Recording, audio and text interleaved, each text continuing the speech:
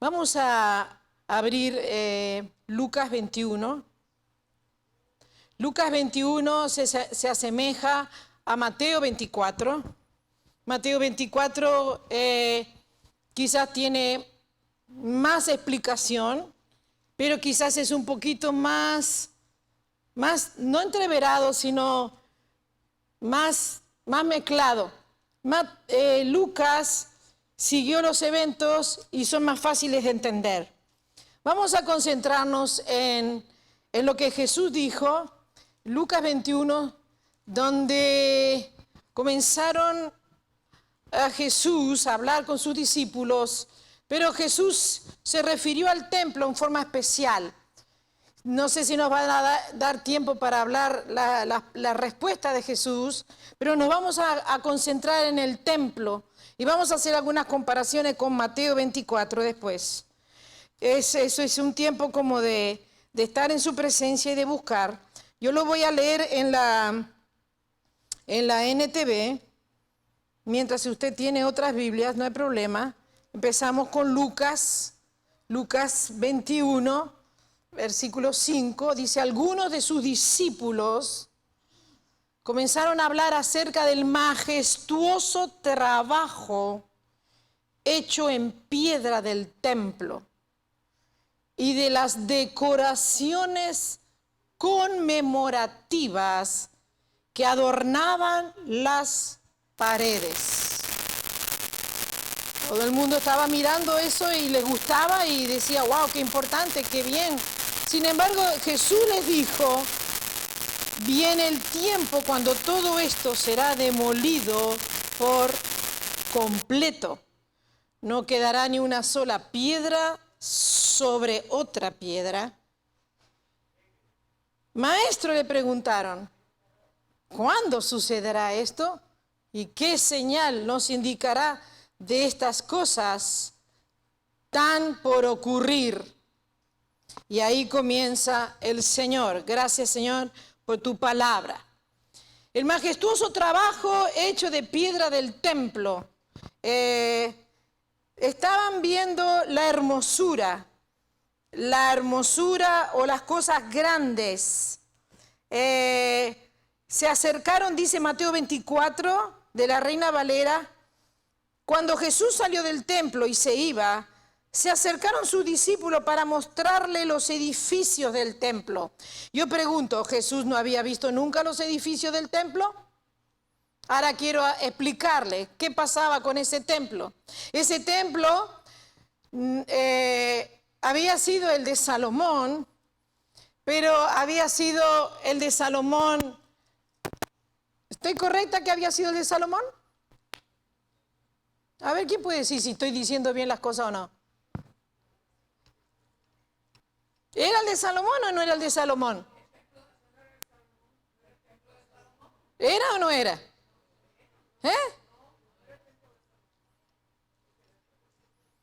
Entonces, ¿qué templo estaba viendo Jesús?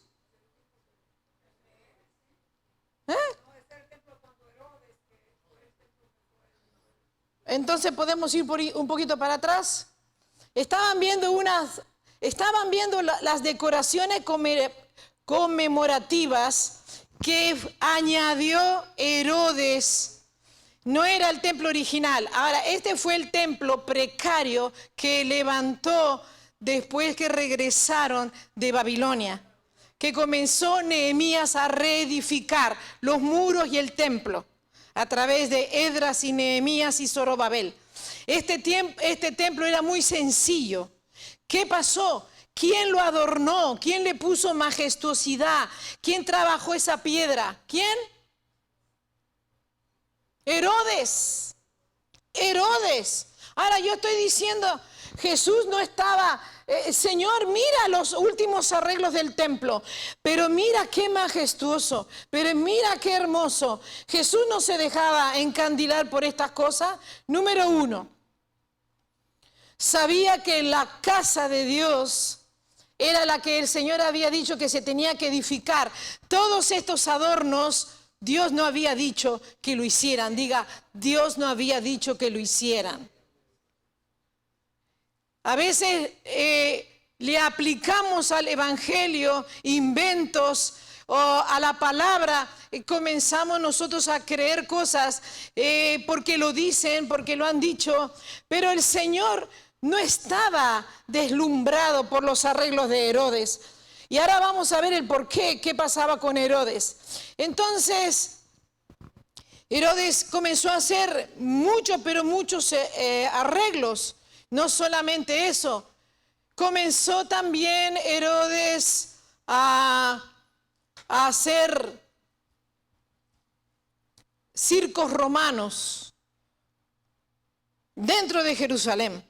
Comenzó al lado del templo a ampliar las murallas y hacerlas más amplias. Comenzó a hacer entonces la fortaleza Antonina, una fortaleza inmensa al lado del templo. Entonces, las personas se dejaban deslumbrar. Diga, las personas se dejan deslumbrar por cosas que Dios no mandó hacer, por cosas que al hombre le llenan el ojo, pero no a Dios le llenan el ojo. Jerusalén se estaba embelleciendo de algo que estaba mezclándose con arquitectura griega o, como dice aquí, las decoraciones conmemorativas. ¿Qué significa estas decoraciones? Cuando se venía de la guerra o cuando se hacía algo, se ponían los adornos y eso era costumbre románica. Herodes era un personaje que quería quedar bien con todos. ¿De dónde se cree que pudiera haber aparecido Herodes por algún lado? ¿Alguien sabe quién era Herodes?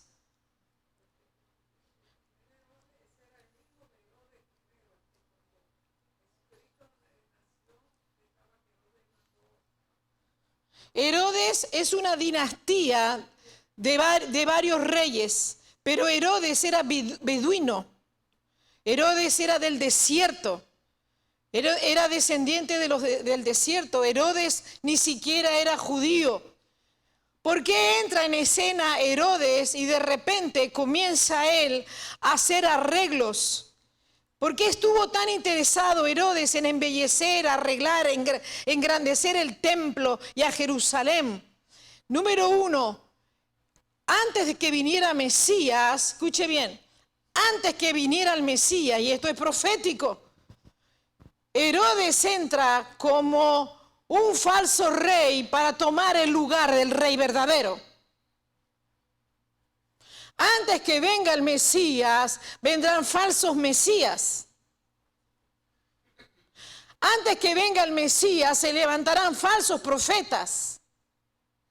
La gente se entristece, la gente se pone, ¿y por qué sucede esto? Y a veces se ponen en tristezas inútiles. O alegrías inútiles. ¡Oh, qué tremendo este avivamiento! Y sin embargo no es un avivamiento, es un movimiento nada más.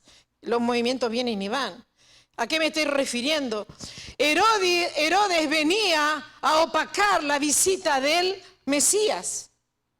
Herodes viene del desierto, de una dinastía de reyes, pero se filtra en Jerusalén y comienza él a simpatizar con los sacerdotes del templo. Dentro del templo hay simpatizantes, pero no quiere decir que están haciendo la correcta función hoy en día, ni que es la verdadera unción de Dios. Entonces, Herodes se creía, por su dinastía, que él iba a ser conquistador de los corazones de los hebreos. También codiciaba la gloria del templo y la fama que tenía el templo.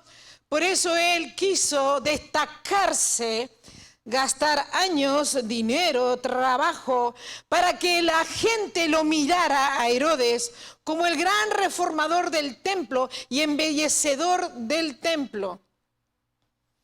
Estamos hablando de que la misma sutileza puede estar ocurriendo hoy en día. Eso hizo que el pueblo admirara a Herodes. Ahora, fíjese una cosa, estamos allá a principios de terminar el siglo antes de Cristo para empezar, o después de Cristo para antes, y en esa circunstancia comienza entonces a salir Juan el Bautista y a comenzar a predicar. Y no vamos a entrar en detalles, que Juan el Bautista, lo primero que hace, ¿qué hace cuando ve a Herodes?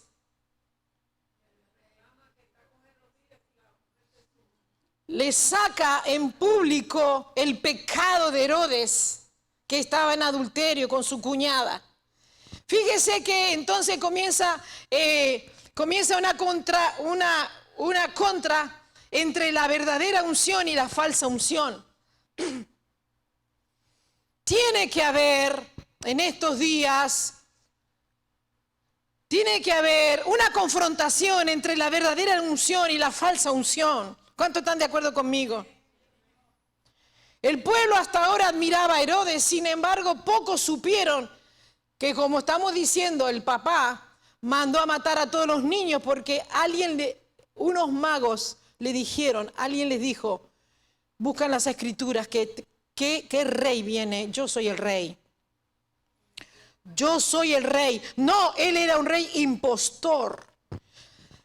Tengo que decir que muchas veces la gente cree que funciona bajo el Espíritu Santo y a veces es un espíritu falso. Impostor. Dice, no puede ser. A veces son profecías manipuladoras o a veces se oye en el oído palabras que no son de Dios. Y a veces nos confunde creyendo que son de Dios. ¿Qué quiero decir? Siempre este espíritu de Herodes va a querer opacar la verdadera palabra de Dios, la verdadera unción de Dios. Herodes es el que viene a contrarrestar o levantarse en contra del Mesías, en contra del ungido, y toma una unción falsa. Y lo hace a través de aceptación o a través de, como en el caso de este Herodes, de arreglar el templo y de quedar bien con ellos. En estos tiempos iba a haber un gran cambio en el mundo espiritual. En el mundo espiritual iba a haber un cambio. Iba a estar la gloria de Dios a través de Jesucristo. ¿Cuántos saben eso? Jesucristo traía una gloria dosha. Era una gloria que venía acompañada de milagros.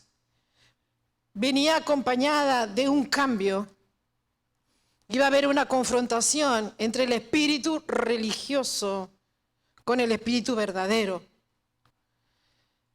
Yo quiero decir que hoy en el mismo tiempo, después de miles de años, hay un espíritu religioso que se quiere imponer siempre y resistir al espíritu de Cristo. Ese espíritu religioso no siempre se puede percibir, pero ese espíritu religioso es el que siempre se opone a la verdad de Dios. Jesús era celoso del templo, ¿sí o no?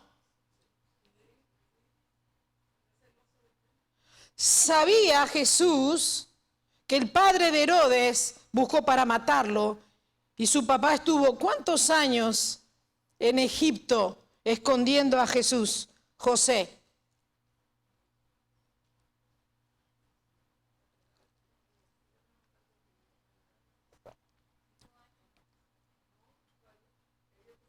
Hasta que murió Herodes, dice la Biblia. Jesús tenía entre 8 y 9 años. Quiere decir que estuvieron bastantes años. Se lo llevó quizás de 1 año y medio o 2, hasta los 8, 6 años. De 6 a 7 años tuvo que esconderlo de Herodes. Jesús regresa y con 12 años va al templo, ¿sí o no? La madre lo busca, te has adelantado, te perdiste, ¿qué pasó? No. Ay, Jesús, 12 años, tantas multitudes, el día de la fiesta, todo el mundo va para Jerusalén. ¿Dónde está ese niño? Dios nos ha dado la responsabilidad a José y a mí por cuidar a este niño. ¿Dónde está? Su madre se desesperó. Ya 12 años ya es un niño, no es un niño de 7 que se pierde. ¿Alguna vez se le ha perdido a usted a su niño en un supermercado o algo? ¿Sí? ¿A usted no? A mí se me perdió Josie con 5 años en un supermercado. Iba detrás de Esteban y cuando miré yo no estaba. Bueno, no voy a contar ahora el caos, 20 minutos buscando a ese niño. Me imagino la desesperación de María. Cuando le pegan el grito le dicen, acá está, se te adelantó, está en el templo. En el templo. ¿Qué pasa? Dice Jesús. Les enseñaba, ¿a quiénes les enseñaba? A los maestros. ¿Qué más dijo Jesús? ¿Qué le dijo Jesús? En la casa de mi Padre, en la casa de mi Padre, ¿qué? Es donde tengo que estar, en la casa de mi Padre. Entonces, por primera vez estaba mostrando que esa era la casa de su Padre y que tenía que venir el tiempo donde se levantaba él viendo aquellos hombres vendedores que no reconocían la santidad del templo, porque hasta ese tiempo, hasta que su cuerpo no fue partido en la cruz, todavía representaba y estaba la presencia de Dios en el templo. Jesús todavía tenía 12 años, o Jesús todavía tenía 29, 30.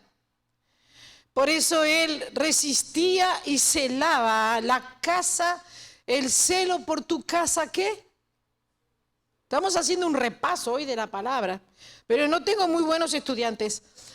El celo de tu casa, ¿qué? Me consume. ¿Por qué entonces el tabernáculo, el templo de Salomón y el templo que edificaron después que regresaron, y ese templo precario que no tenía tanto oro porque Babilonia se lo robó? Y a veces decimos, no piensen que si usted da ofrenda le va a ir mal. Al contrario, ¿quiere que le diga un secreto? El oro que se llevaron en Egipto, ellos mismos se consumieron y se quemó por no guardarlo para Dios. Hicieron un becerro de oro. ¿Qué pasó con el oro? Satanás se lo llevó. Hay gente que no da para el Señor o lo guarda y luego lo pierde. Satanás se lo lleva. Y te dice, ¿qué dice la pastora? Tanto oro que tenía ese templo, Nabucodonosor se lo llevó, Babilonia se lo comió. No regresó las cosas del templo. No todo en las paredes del templo regresaron. El fuego las derritió. Entonces, si no invertimos para el Señor, se derrite, se quema, el enemigo te lo roba. A alguien Dios le está hablando hoy. Entonces, mirad bien. No estés mirando tanto esto ahora. Olvídate de Herodes y de su hipocresía. Olvídate de aquellos que cantan, pero para su propio orgullo, para ser estrellas de la mañana. Para ser ellos mismos. Porque la cuestión no es de uno, la cuestión es de Él. No es lo que nosotros hacemos, no es el gran evangelista, no es el gran apóstol, no es el gran profeta, es el gran Mesías. No es el gran cantante, es el gran Señor. La iglesia no va detrás de hombres, la iglesia no está promoviendo hombres, la iglesia lo tiene que promover a Él. Y cuando nuestras perspectivas cambian, Entramos a un nivel más de santidad. Mirad bien, dice el Señor. Y estos mismos discípulos cuando salieron del templo dijeron, pero mira qué reformas más tremenda. ¡Qué tremendo este templo! Las manos de Herodes lo hicieron. Mirad bien, dice el Señor. Usted dice, ¡ah, qué tremendas campañas que se están haciendo al África! Mira bien quién las está haciendo. ¡Ah, pero qué tremendo ese profeta! Mira bien su testimonio. Mira bien, dice el Señor. Porque no te dejes deslumbrar por las apariencias, porque detrás del espíritu de Herodes está el espíritu del anticristo. No te deslumbres. ¡Wow, qué tremendo la tecnología! ¡Wow! Porque ahora con esto es el 5G, vamos a volar a Marte en 1 minuto y regresar. Y de tan rápido que vas a ir, capaz que te vas a quedar por el universo por ahí perdido. ¡Qué tremendo el G5! Ok, dice Señor, mira bien. No te deslumbres tanto, porque no va a quedar piedra sobre piedra. No va a quedar. Y entonces cuando salían, se quedaron con eso en la mente. Señor, y dice que lo agarraron aparte. Señor, cuéntanos, Señor, cuéntanos, Señor, ¿por qué tú dijiste eso? ¿Cuándo sucederá estas cosas? ¿Cuándo este hermoso templo volverá a ser destruido? Dice, no pasará esta generación sin que todo esto acontezca. ¿Qué generación? La de ustedes, le dijo Jesús. Estaríamos en el año 33 menos 5, porque al número original hay que restarle como 3, 4, 5. Y no importa la fecha exacta, pero si estarían antes del 33, antes de morir Jesús, después de Cristo, que muchos años fueron que pusieron esa fecha. Jesús estaba profetizando, a 33 le quitas 70, o a 70 le quitas 33, ¿cuánto queda? ¿40 solo? ¿Cómo? 37. 33 menos 70, 37, estamos bien, ¿verdad? Entonces Jesús le dijo, dentro de 37 años, de este templo no va a quedar ni piedra sobre piedra. De la dinastía de Herodes no va a quedar nada. De todo Jerusalén no va a quedar casi nada. Va a comenzar a quemarse todo. Y de este oro que está aquí adentro, el poco que queda, va a ser derretido.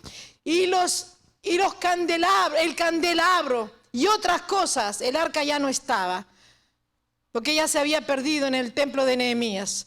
Y todo esto, estas bellas cortinas, todos estos adornos, todo esto va a empezar a quemar. En esta generación va a suceder todo esto. Y entonces se quedaron mirando, ¿cuándo sucederá esto? ¿Cuándo? ¿What? Estaban confundidos. Entonces, no solamente Herodes quiso gobernar y conquistar Jerusalén, no solamente quería él ser el dueño de ese templo como rey. ¿Qué atraía ese monte? ¿Alguien me puede decir? ¿Qué atraía ese monte? Que los césares del Imperio Romano quisieron poseerlo después. Constantino quiso ir. Los otomanos con Saladín de Damasco, Siria, lo conquistó. Los cruzados pelearon y pelearon de mano del Papa de Roma, la Iglesia Católica, para poder arrebatarlo de Saladín, de los árabes. Los franceses quisieron llegar. Los ingleses, a través del rey Corazón de León, fueron también a conquistar. ¿Quién más pisó la Tierra Santa para conquistar? Napoleón. ¿Ustedes se acuerdan de la historia, no? Napoleón llegó y quería conquistar Jerusalén y él quería ser también rey allí. Los nazis, Hitler quiso llegar y conquistar. Los sionistas y los cabalistas están tratando de gobernar. ¿Aló? ¿Qué dice la pastora? Todos quisieron tomar posesión del gobierno mundial y gobernar desde Jerusalén. Muchos la envidiaron, muchos están envidiando. Y por último, se va a sentar uno en un templo y se va a sentar. Y Jesús comienza entonces 12 señales. Comienza Jesús a dar las señales. Mire, todo esto va a suceder en esta generación. Entonces, creo que, no sé si estaban asustados o bastante asustados. Señor, ¿en qué lío nos hemos metido por mirar este templo? ¿Qué secreto tiene este templo que va a reunir tantos hombres, tantas conquistas, tantas peleas, tanto odio? Y comenzó Jesús. ¿Quiere que les diga la verdad? Claro, Señor. ¿Cuándo sucederá esto? ¿Qué señal tú nos vas a dar? Y comenzó entonces él a hablar. Mire, número 1, no dejen que nadie los engañe. Jesús hablaba con un paralelismo de esa época y de la futura. Ya en aquel tiempo estaban saliendo falsos profetas. No te dejes engañar. Que nadie os engañe. Una de las sutilezas más grandes que tenemos hoy es el espíritu de engaño. Y le voy a decir, muchos andan con Cristo, pero es un Cristo falso. Es un Cristo mitad mundo, mitad divino. Otros es el Cristo del budismo. Otros el Cristo de la religión, el niño Jesús en brazos. Miles de personas en Guatemala, Centroamérica, el niño Jesús. Otros el corazón de Jesús. Miles y miles llamados cristianos tienen un falso Cristo. No os dejéis engañar. Y comenzó a Jesús, como dice Mateo, más de 12 señales que iban a ir en esa época. Hablaba de guerras, levantamientos de guerras. Hablaba, no se dejen llevar por el pánico. Estamos ahora siguiendo Lucas. Todas estas cosas tienen que suceder, pero el fin no será inmediatamente. ¿Cuántos años pasaron desde el primer siglo? Todavía no había llegado los 70 antes de Cristo, después de Cristo. Y él estaba diciendo, el fin no será inmediatamente. Eso dice la Reina Valera. La palabra de España dice, todavía no es inmediatamente el fin.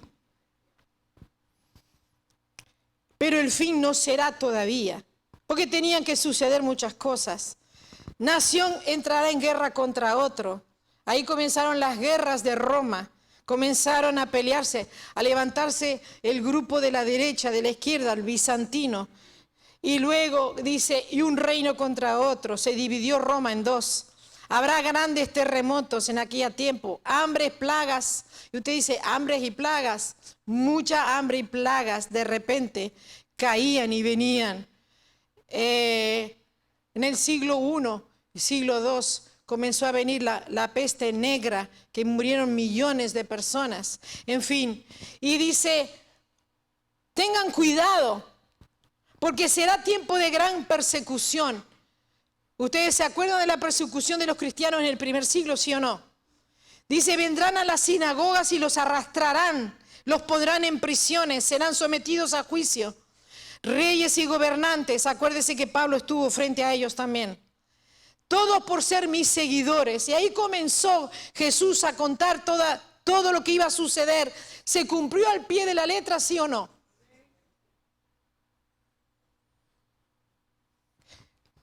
En Jerusalén, los mismos Los mismos circos romanos que Herodes estaba edificando y todo el mundo, ¡qué tremendo edificio! Eran donde los cristianos luego iban a ser quemados, iban a ser expuestos al león. No solamente en Roma, en todos lados donde había un circo romano, los cristianos iban a ser usados para esto. Entonces Jesús dice en el 14, no se preocupen de antemano por cómo contestarán. Y ahí vino la persecución primera, la segunda, porque yo les daré la palabra apropiada. Los propios amigos, hermanos, familiares los van a traicionar. Y esto se comenzó a cumplir y comenzaron a ser perseguidos en el primer siglo. Vean a Jerusalén rodeada. ¿De qué se estaba refiriendo? Cuando el emperador Vespasiano y su hijo Tito le dio permiso para ir a tomar Jerusalén.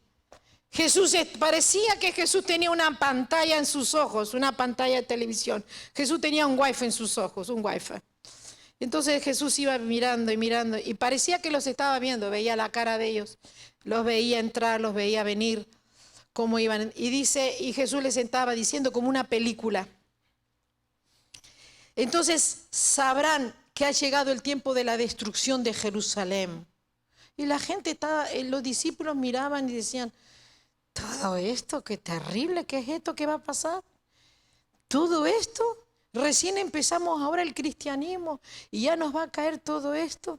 Y entonces Jesús dice en el 21, entonces sí realmente, cuando vean Jerusalén rodeada por el ejército romano, por Tito, no le da el nombre, pero le da las claves, huyan a las colinas porque van a matar a todo el mundo. Huyan los que están en el campo, no vengan a la ciudad, pues serán días de venganza de Dios y las palabras proféticas de la Escritura se cumplirán. Qué terribles serán esos días para las mujeres que están encinta, para las madres que amamantarán, tendrán que salir corriendo, no habrá comida, pues habrá desastres en la tierra, gran enojo contra este pueblo de Jerusalén. Los matarán a espada, serán enviados cautivos a todas las naciones del mundo. Repito, los matarán a espada y serán enviados cautivos a todas las naciones del mundo. Y Jerusalén será pisoteada por los gentiles hasta que el tiempo de los gentiles llegue a su fin. Yo pregunto, ¿llegó el fin ya de que los gentiles pisoteen a Jerusalén?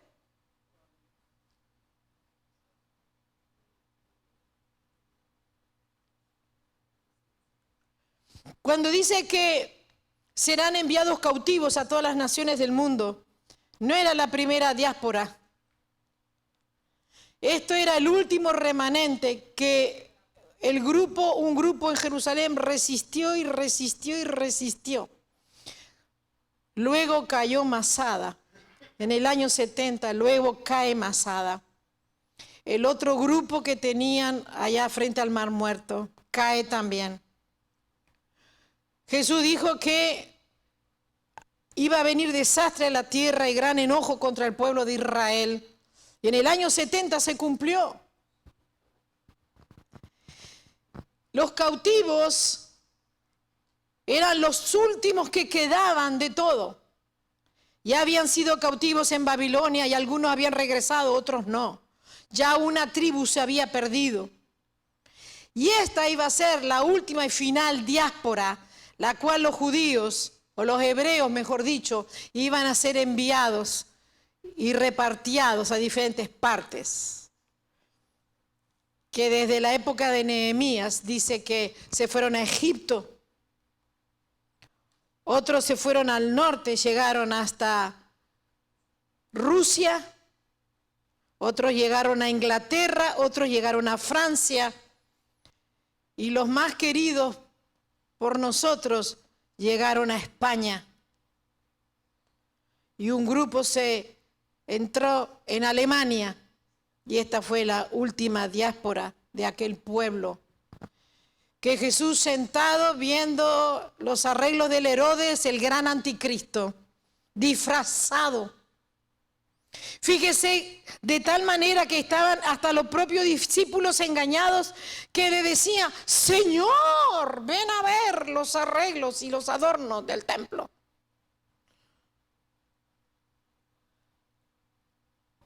¿Qué pasó entonces en ese tiempo cuando Jesús muriendo los miraba?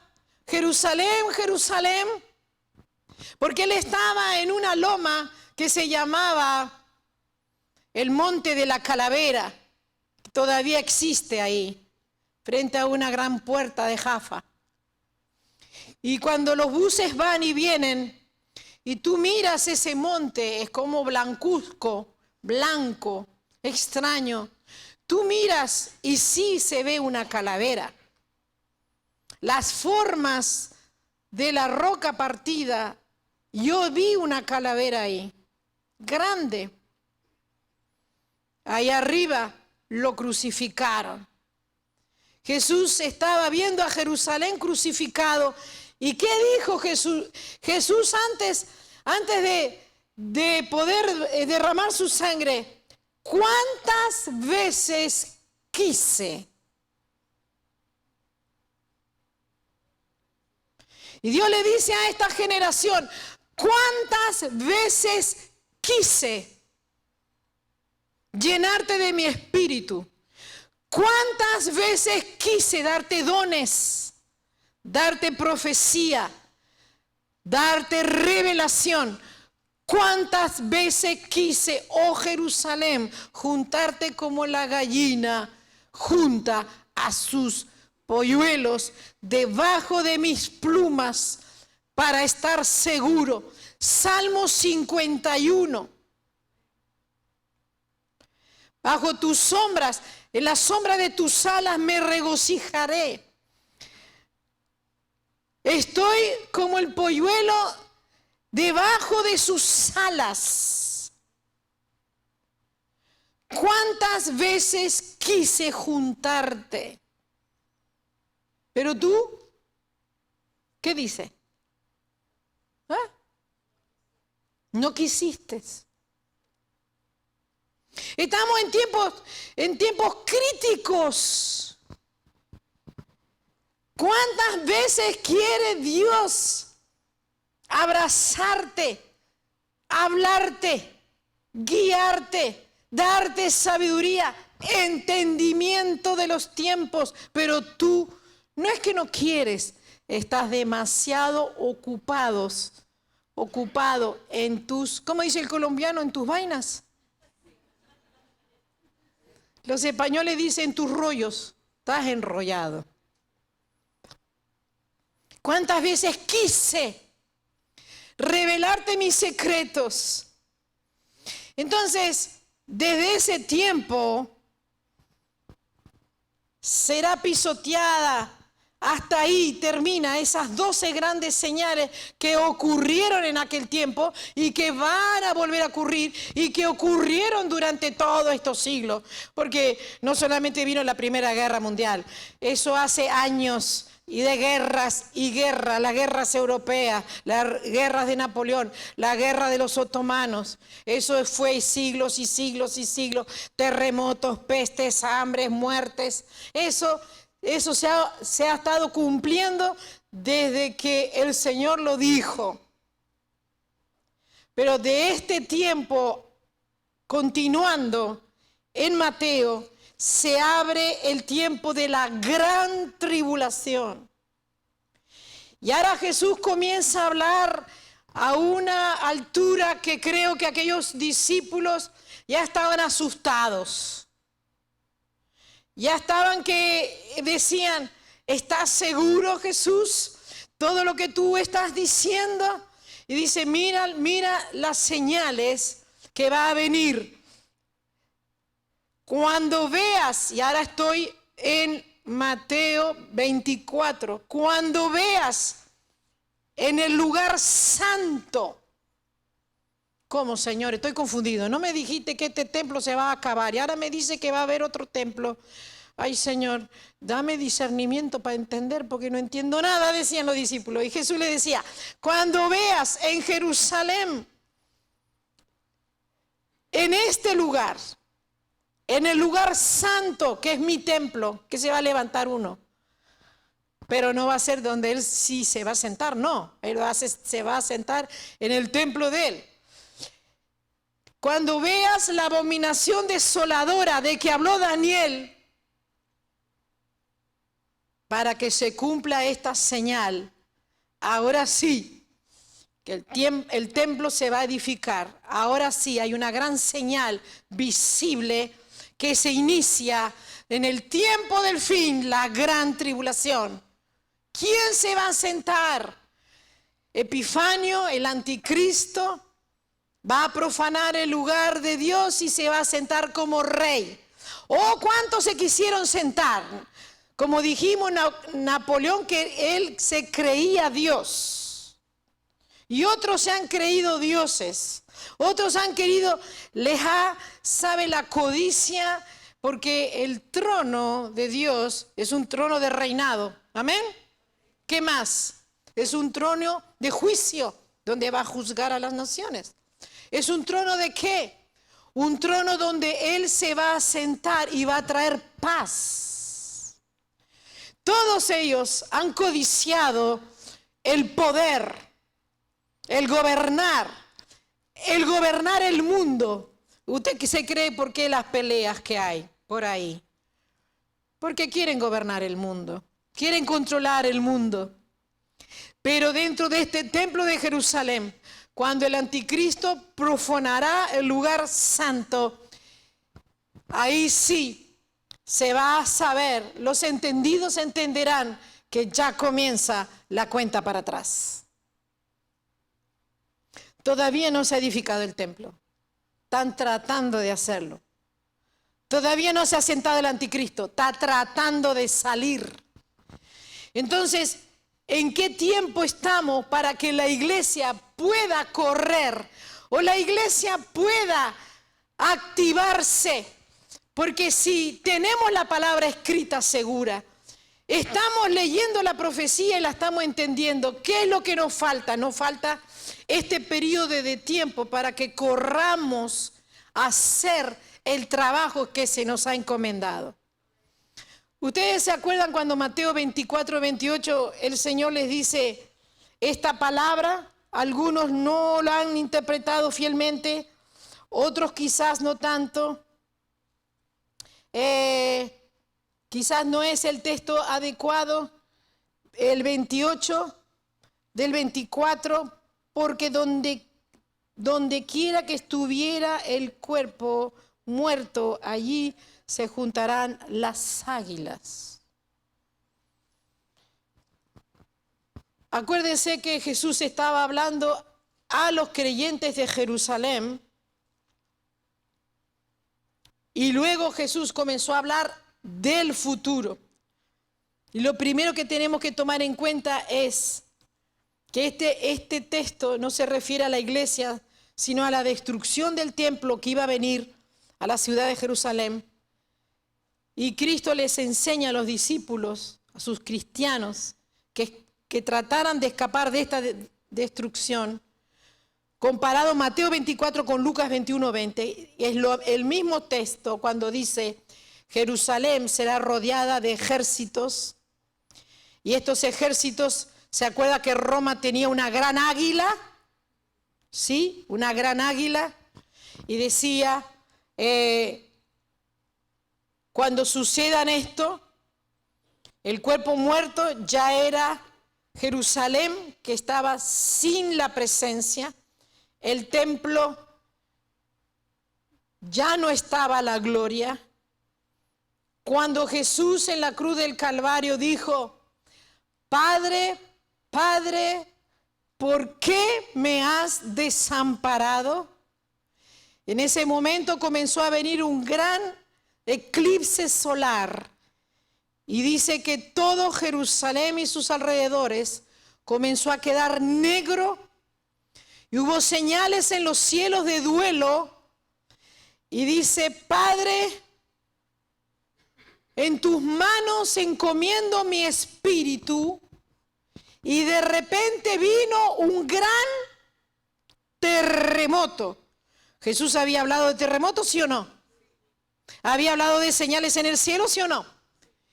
Y ese terremoto hizo que se partiera parte del templo. Y en ese mismo momento se rajó el velo.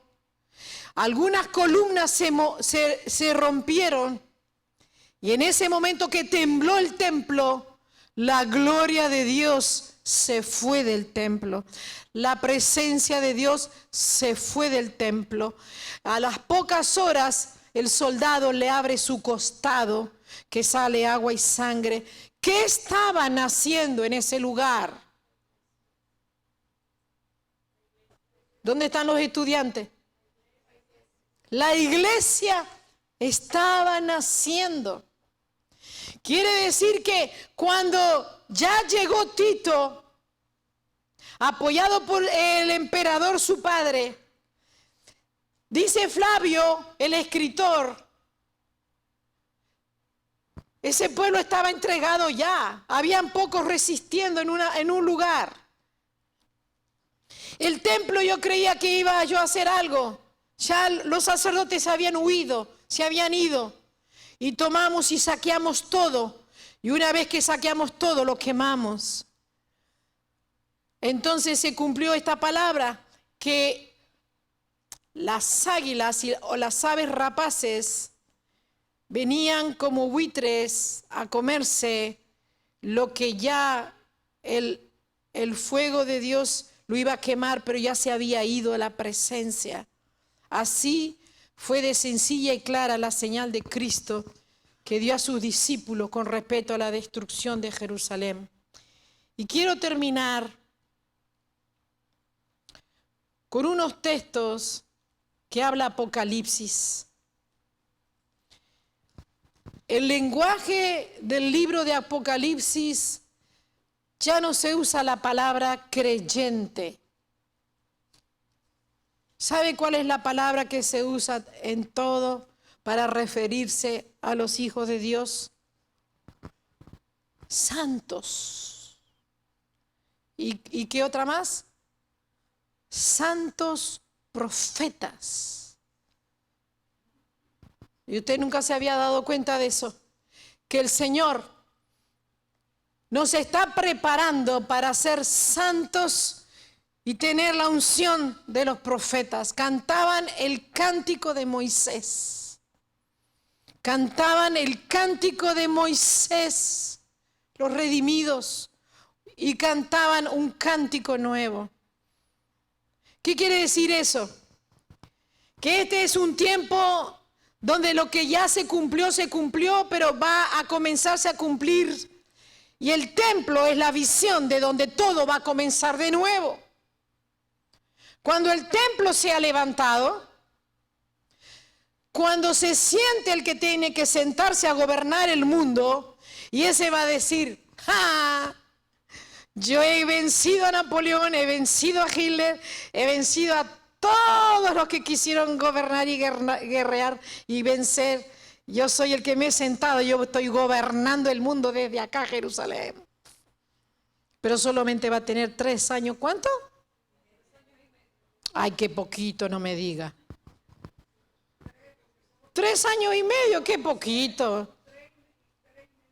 Qué poquito. Sí, pero cuando Él se siente ya va a estar en la mitad de la tribulación, porque los 2 profetas estuvieron 3 años y medio predicando el Evangelio.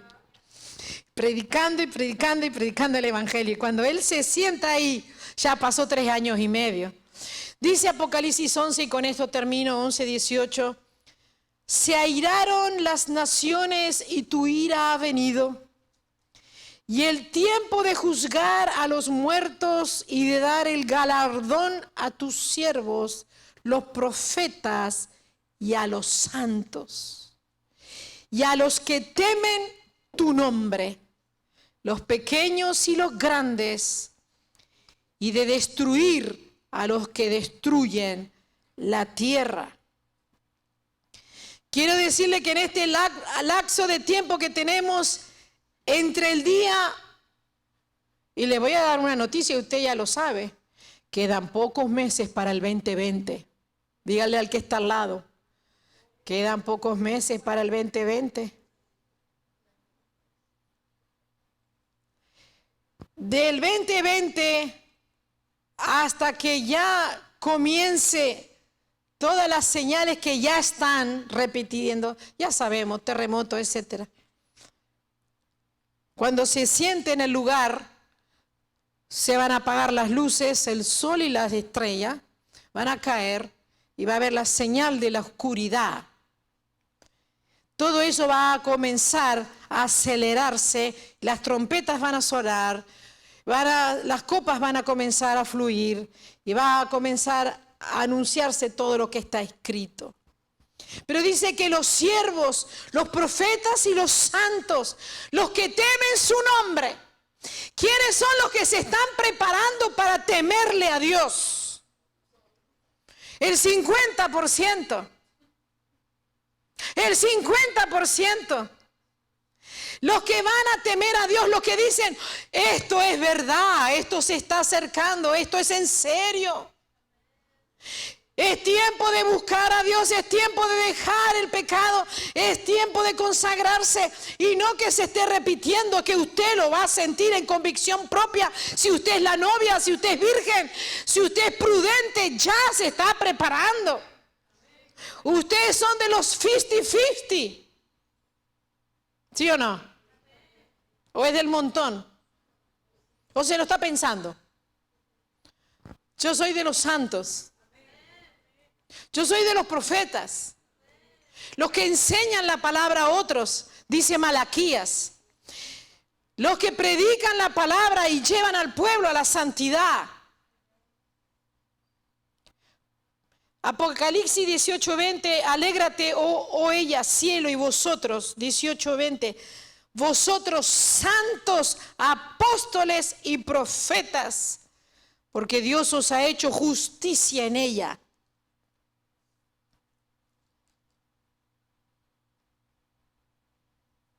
Apocalipsis 22:6, y me dijo, estas palabras son fieles y verdaderas.